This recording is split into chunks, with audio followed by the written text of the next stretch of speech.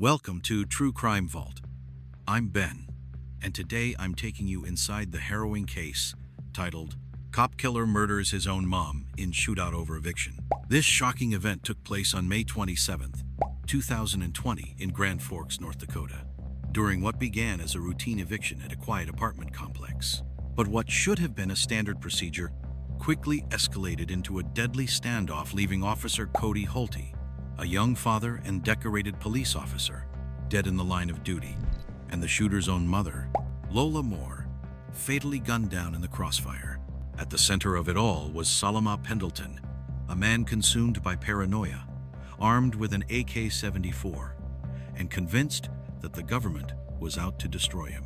Was this a mental breakdown, a calculated act of violence, or something even darker? Let's uncover every layer of this case together. And if this is your first time here at True Crime Vault, don't forget to leave a like and hit that subscribe button to support the channel. Your curiosity fuels these investigations.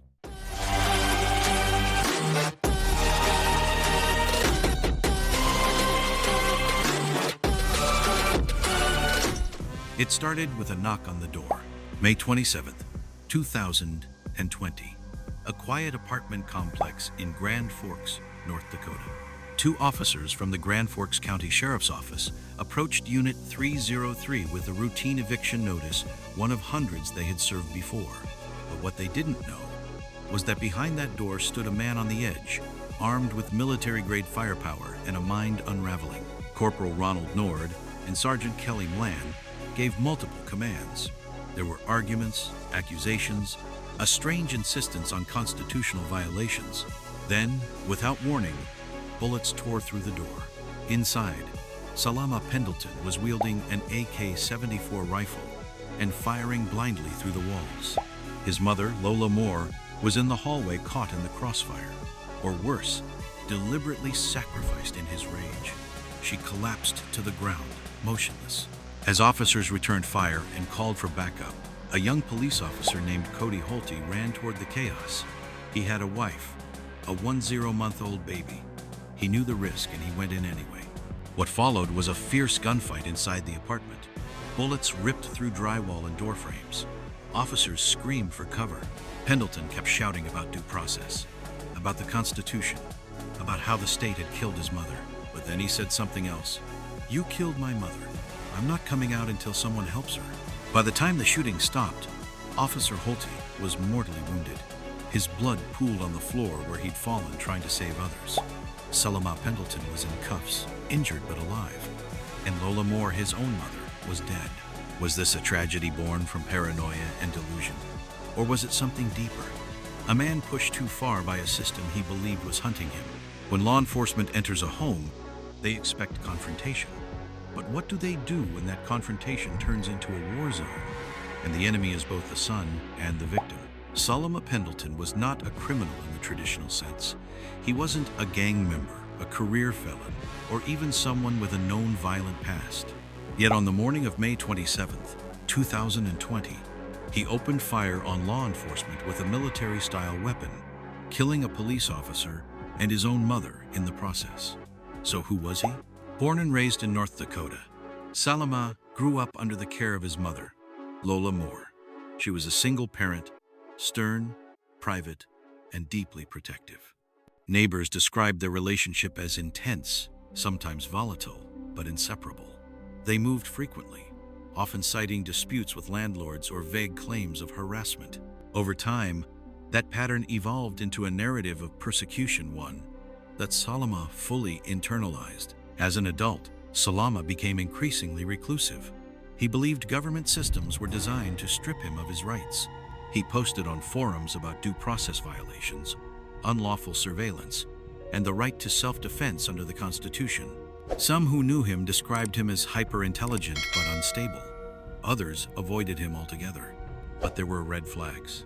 He refused to leave his apartment, even as eviction loomed. He claimed the court had no authority. He spoke of corrupt judges, weaponized bureaucracy, and tyranny in modern disguise. To him, law enforcement officers weren't peacekeepers. They were soldiers of an oppressive state. And Lola, despite any disagreements they may have had, appeared to support or at least tolerate his worldview. What complicates the story is how quickly paranoia bled into violence. Pendleton had been stockpiling ammunition and had military-grade firearms at his disposal. He was not merely defending his home, he was preparing for battle. But against whom and for what? The tragedy reaches another level when we consider Lola Moore. Some investigators speculated that she may have tried to de-escalate the situation. Others wondered if she was collateral damage or if Pendleton saw her as a betrayal in the moment, an agent of the system. No definitive answers emerged. But one thing was clear. The emotional trigger for Pendleton was not eviction. It was the perception of powerlessness. In his eyes, the law had already made its judgment, and the only way left to speak was through violence. Was he mentally ill, legally insane, or simply radicalized by his own delusions? Before a single shot was fired, the real weapon may have already been loaded, an identity shaped by fear, distrust, and a belief that everyone was out to destroy him. It began like any other eviction notice. At 2:30 p.m. on May 27, 2020, Corporal Ronald Nord and Sergeant Kelly Mlan of the Grand Forks County Sheriff's Office arrived at apartment 303, located at 2627 South 17th Street. The mission was procedural: serve a writ of restitution to the tenant, Salamah Pendleton, and enforce a court order to vacate the premises. The building was unremarkable quiet, low-income housing on the edge of Grand Forks. Nothing suggested that within those walls, a man sat poised with an AK-74 rifle, ready to unleash chaos. As the deputies knocked and announced themselves, Pendleton refused to comply. His voice was erratic, quoting constitutional clauses, demanding proof of authority. He asked if they were sworn under oath. He insisted he hadn't had his day in court. When told a judge had already ruled against him, he became agitated. What the officers didn't know was that Pendleton had locked himself inside the bedroom. The door was barricaded. His mother, Lola Moore, tried to speak with the deputies from the hallway, possibly attempting to mediate. But tension escalated. The shouting intensified, and then gunfire. Without warning, Pendleton fired through the bedroom door with an AK-74. This wasn't random panic, it was controlled, intentional. The AK-74, a Soviet-designed rifle, fires high-velocity rounds capable of penetrating drywall, doors, even soft armor. Pendleton wasn't just resisting arrest, he was initiating an ambush. The first wave of bullets tore through the hallway. Lola Moore, standing near the deputies, was struck in the chaos. She collapsed on the floor, later found prone, unresponsive. Whether it was crossfire or a direct hit remains uncertain, but one thing was clear. She never left the apartment alive. Corporal Nord and Sergeant Land immediately returned fire while retreating. They radioed for backup, reporting an active shooter with a long gun. Moments later, Officer Cody Holte and Corporal Pat Toro of the Grand Forks Police Department arrived to support. As Holte entered the third floor, gunfire erupted again.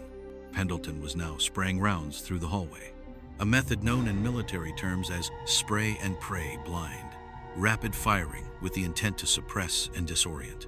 The narrow layout of the apartment turned every corner into a potential kill zone. Officer Holte, only 29 years old, had joined the department 2 years earlier. Married, father to a 10-month-old son, he was known for his calm under pressure, but no training could fully prepare him for what he encountered. The layout of the apartment gave Pendleton a tactical advantage. From his barricaded bedroom, he had a clear shot at the hallway and entry points. He fired relentlessly. Officer Holte was hit 3 times, once fatally in the chest. He collapsed in the hallway, where fellow officers pulled him to safety under fire. Meanwhile, Pendleton continued shouting from behind the door.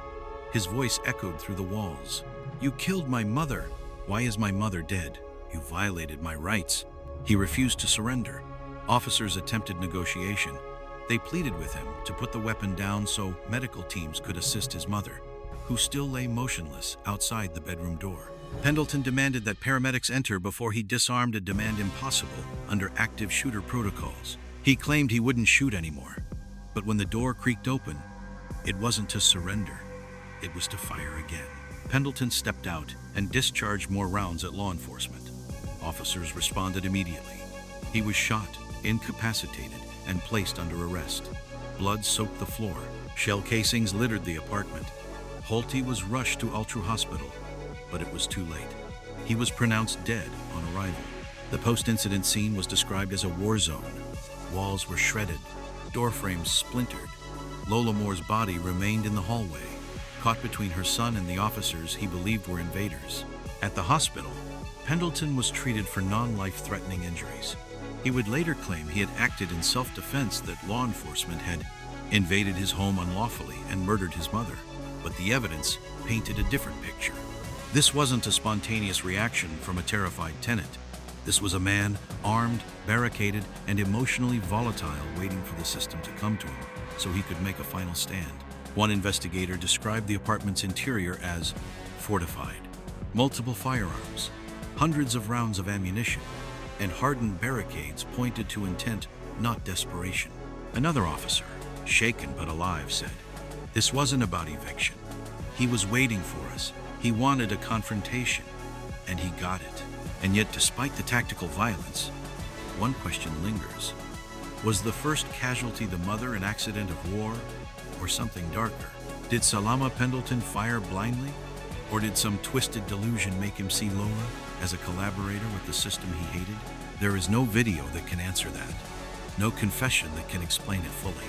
Only a hallway covered in blood, a young officer's body, a dead mother, and a man in cuffs screaming about the Constitution. In the aftermath of the shootout, the Grand Forks Police Department launched one of the most complex internal investigations in its history. The crime scene at 2627 South 17th Street was immediately secured. Forensics teams entered what officers described as an urban battlefield.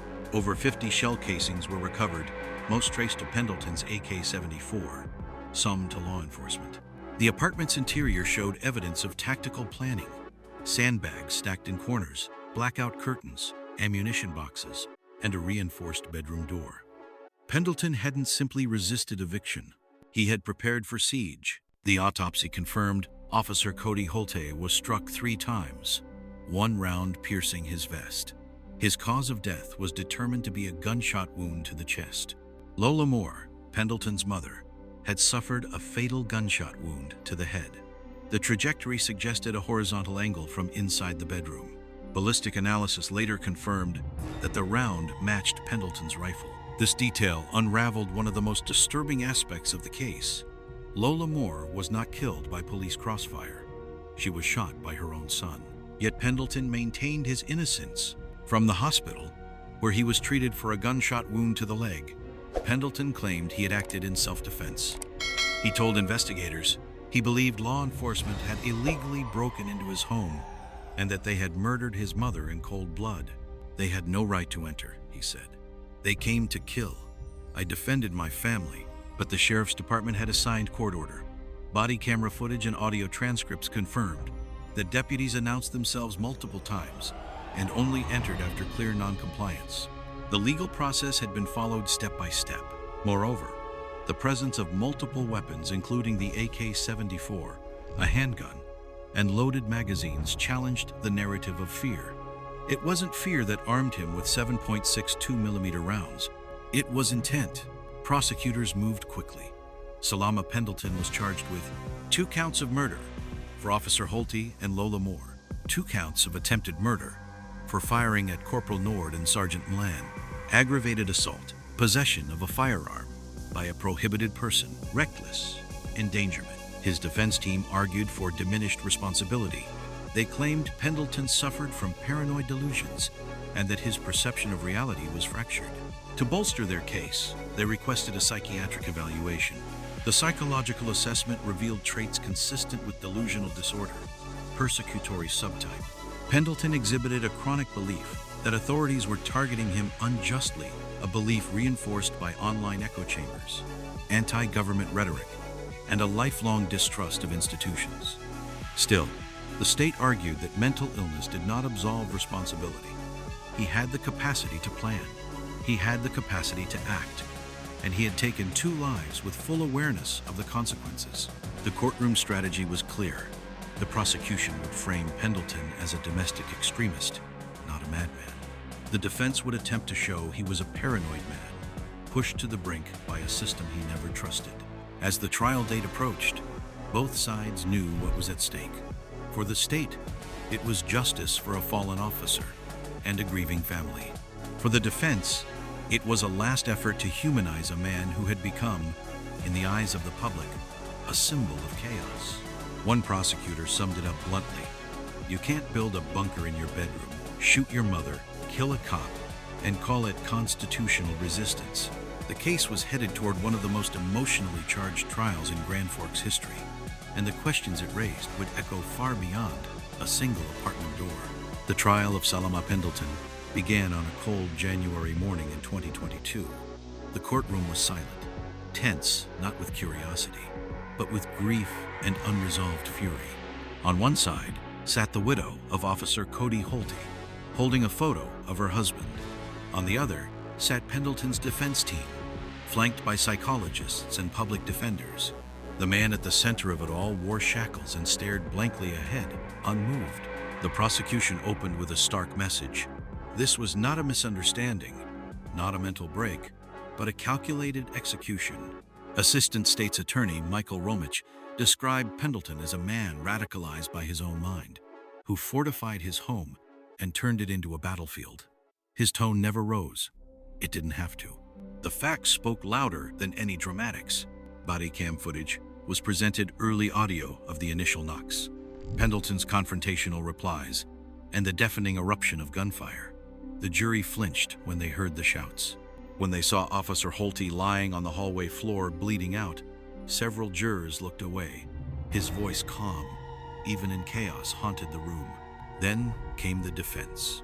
Attorney Leslie Barnes argued that Pendleton was not evil, but profoundly ill. She leaned into the psychiatric evaluations, painting a picture of a man whose reality was shaped by persecution. She called it delusional patriotism, a warped belief that he was defending liberty when in fact he was spiraling. He believed they were coming to kill him, Barnes said. He believed his mother was in danger. He believed in that moment that the war had already started. Her team called a clinical psychologist who diagnosed Pendleton with delusional disorder with persecutory type, noting his obsessive behavior, fixation on constitutional rights, and increasing withdrawal from society. They pointed out that Pendleton had no prior violent offenses, that he'd never harmed anyone until the state came for his home. But the prosecution pushed back hard. They argued that mental illness is not a shield for violence, that Pendleton had planned this confrontation, that he purchased and stockpiled ammunition, barricaded his bedroom, and rehearsed anti-government rhetoric for years. A premeditated defense, not a psychotic break. In one powerful cross-examination, the prosecution asked, if Salamah Pendleton was simply scared, why did he fire again after the officers stopped shooting? The room was still. The most emotionally devastating moment came when Mandy Holte, Officer Holte's widow, took the stand. Her voice trembled, but never broke. "My son will never remember his father's voice," she said. "He'll only know the story of how his father died trying to help someone who thought the world was against him." Closing arguments were blistering. The defense pleaded for compassion, for the jury to recognize the mental decline that led to tragedy. The prosecution countered that empathy for Pendleton could not outweigh justice for 2 lives lost. After 3 days of deliberation, the jury returned its verdict: guilty on all counts. 2 counts of murder, 2 counts of attempted murder. No recommendation for leniency. At sentencing, Judge Jason McCarthy addressed the court. His words cut through the silence. "You may claim to be a soldier in your own war, Mr. Pendleton, but in our system, when you kill a peace officer and your own mother in one afternoon, there is no valor. There is only devastation." He sentenced Pendleton to life imprisonment without the possibility of parole. There were no cheers, no closure, only the sound of a chair scraping the courtroom floor as Mandy Holte stood up to leave, clutching her son's hand. Who was Salamah Pendleton? To the law, he was a double murderer convicted beyond reasonable doubt. To the media, he became another headline in the long list of armed confrontations between civilians and law enforcement. But beneath the labels lies a more complex and disturbing portrait. Pendleton didn't fit the mold of a hardened criminal. He had no extensive record, no gang affiliations, no history of assault. He was articulate, intelligent, and politically aware. But somewhere along the way, that awareness metastasized into obsession. According to court-appointed psychologists, Pendleton exhibited delusional disorder, persecutory type. This condition is characterized by a persistent belief that one is being targeted, conspired against, or victimized by a powerful entity, often the government. Unlike schizophrenia, individuals with this disorder maintain general cognitive function. They appear rational until they're not. Pendleton's obsession with constitutional rights, his repeated references to due process, oath of office, and illegal entry were not merely arguments, they were symptoms. His belief system became a fortress, built brick by brick with every perceived injustice, every court notice, every online conspiracy theory. And inside that fortress, there was no room for contradiction. But mental illness alone doesn't explain everything. Pendleton wasn't just delusional. He was armed and prepared. His home was fortified. He had an AK-74, stockpiled ammunition, and a tactical plan. This wasn't a man surprised by eviction. It was a man expecting battle. The line between paranoia and premeditation blurred dangerously. One could argue that Pendleton had become radicalized by ideology, by isolation, by echo chambers. He wasn't part of an extremist group, but he didn't need to be. The internet is filled with decentralized radicalization, a place where fear festers unchecked and every grievance finds validation. Pendleton believed he was defending liberty. Instead, he annihilated it, starting with the life of his own mother. Lola Moore remains a tragic cipher in the story. Was she a collateral victim or something more symbolic? Some theorize she tried to intervene and paid the price. Others suggest Pendleton, in his fractured mind, saw her cooperation with police as betrayal. We'll never know for sure. But what's certain is that his love for her was not strong enough to override his delusion. There's also a chilling legal question that hovers over this case. What does accountability look like when delusion and intent coexist? Pendleton knew how to load a rifle, aim, and fire. He also believed the government was an enemy force. Is he a killer or a casualty of his own mind? The court chose the former, and perhaps rightly so. But as investigators, analysts, and a society at large, we must reckon with the deeper truth. Salamah Pendleton is not a monster in isolation. He is a mirror one that reflects a growing segment of individuals who no longer trust institutions, who reject shared reality, and who arm themselves for wars that exist only in their minds. Pendleton's descent did not happen overnight. It was slow, silent, and socially invisible. He lived in plain sight until the day he made himself known with firepower and finality. In the end, we must ask not only why Pendleton acted, but why no one saw it coming. How many more men like him sit behind locked doors, waiting for the knock that will confirm everything they fear? And how long until one of them answers it the same way? The sentencing of Salamah Pendleton did not close the wound, it merely sutured it. In the days following the verdict, tributes poured in for Officer Cody Holte. He was posthumously awarded the Medal of Honor and the Purple Heart by the Grand Forks Police Department. Flags were lowered to half-mast. A memorial fund was established for his widow and infant son. For many in the law enforcement community, Holte's death symbolized the growing danger of routine calls turned lethal. His photo became a reminder that even ordinary days can end in tragedy. But beyond the badge, the case struck a darker cultural nerve. Online forums lit up with polarized commentary. Some saw Pendleton as a symptom of America's untreated mental illness crisis. Others, far more disturbing, hailed him as a martyr against government tyranny. Conspiracy groups clipped his courtroom statements, twisting them into propaganda. The city of Grand Forks held community meetings. People asked hard questions. How did no one intervene before it was too late? Were there missed warning signs? Could this have been prevented if mental health services were stronger, more proactive, more accessible? But the justice system had done its part. The court delivered its sentence. The officers had followed protocol, and yet, something about it all still felt unfinished. Pendleton remains behind bars, serving life without parole. No appeals have been filed. He does not speak to the media. In prison, he has reportedly become more withdrawn, still convinced he was right, still mourning his mother, still blaming a system he never believed in. For investigators, his silence is deafening. it leaves a vacuum that society tries and fails to fill. The apartment at 2627 South 17th Street has been cleaned, repainted, and re-rented, but the trauma lingers. Neighbors cross the hallway faster now. Officers pause longer before approaching locked doors. And the name Salamah Pendleton has become something between a warning and a whisper. The questions remain. How many others are out there, stewing in silence, armed with fear and ideology? How many more lives must be lost before we recognize the signs not just of violence, but of disconnection? Justice may have been served. But peace? That's another story entirely. Because sometimes, justice isn't found in the verdict. It's buried beneath the truth we're afraid to face. In the end, this case reminds us that violence doesn't always arrive with a warning. Sometimes, it builds quietly layer by layer, inside someone who feels unheard, unseen, and abandoned by the systems meant to protect them. Salamah Pendleton didn't snap overnight. His beliefs were shaped by years of distrust, isolation, and a sense of powerlessness. And when that personal storm finally collided with the reality of a court-ordered eviction, it left two innocent people dead. A police officer who swore to serve, and a mother who likely just wanted peace.